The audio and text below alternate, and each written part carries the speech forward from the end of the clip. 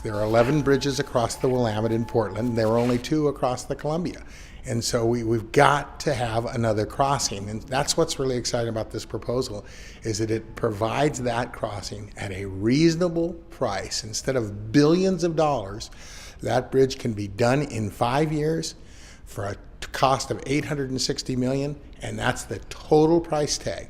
If it goes over, too bad, the engineers eat the cost. That whenever you create another crossing over the river, it relieves pressure on the existing crossings.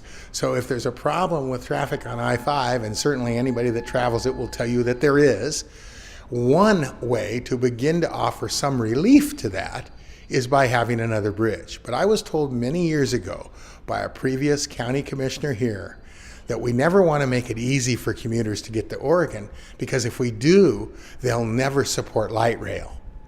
So it has been about an attempt to beat people into submission on the light rail issue, which is why in the past many of these proposals for relief haven't been pursued. The people that want light rail know that if you provide relief to commuters, they are less likely to buy into the light rail lie, and that's what it is, the light rail lie about providing relief. Light rail does not provide congestion relief. It hasn't in the last 15 light rail projects that have been built in America. They're all over budget and under ridership projections. Light rail is not the answer for us.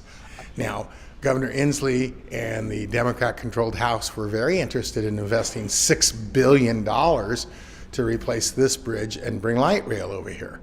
Certainly, I would think anybody that understands the need for another bridge across the Columbia would embrace an $800 million total cost project. Same with the state of Oregon. And you know, it really seems to me the state of Oregon would be very interested in making the commute to Oregon easier. Because if they don't, many of those citizens who work there will eventually find jobs on this side of the river, and then Oregon's revenue goes down. Instead of taking $150 million a year out of the pockets of Washingtonians, you may only take $100 million a year.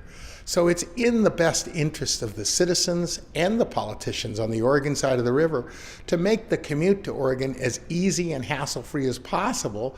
Otherwise, they will eventually kill the goose that laid the golden egg, which is $150 million in revenue from people you don't have to be accountable to.